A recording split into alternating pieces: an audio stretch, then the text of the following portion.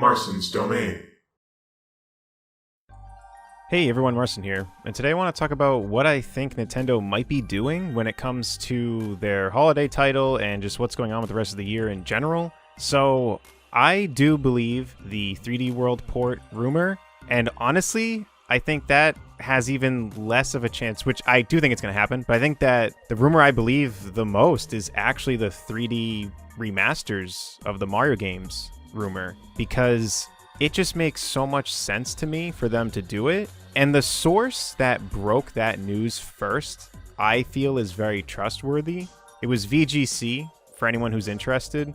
But not only that, I'm starting to think what has happened is that we clearly were supposed to have had a normal direct by now. But because of everything that's going on right now in the world, it's just not how things ended up happening.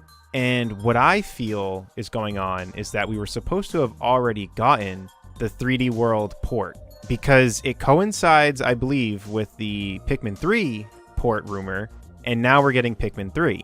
And we're getting that in October.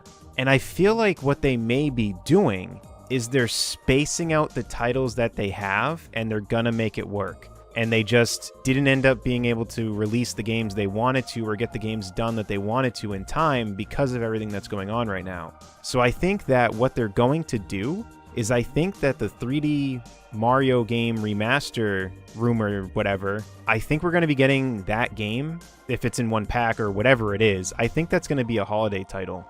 Previously, maybe that was supposed to be like a fall title and we would have had it announced already, but it's starting to add up with how some of the people who make leaks have been saying, look, this is what I thought was supposed to happen, things are changing and all this stuff, which, you know, we don't always know what's going on or if the leaks are real or whatever, but it does add up with everything that's going on right now because things need to be delayed. And we don't know what Nintendo's doing. We don't know what they had in store for us. So I feel like if none of this was going on, we would have had a normal direct, and I think we would have known about more games and possibly had more games already released. It would make a lot of sense to me if they took what they had, spread it out, and made it so that way it doesn't feel like there's that much of, like, quote-unquote nothing coming out. Because them shadow dropping Paper Mario, that trailer that we got, that was really weird.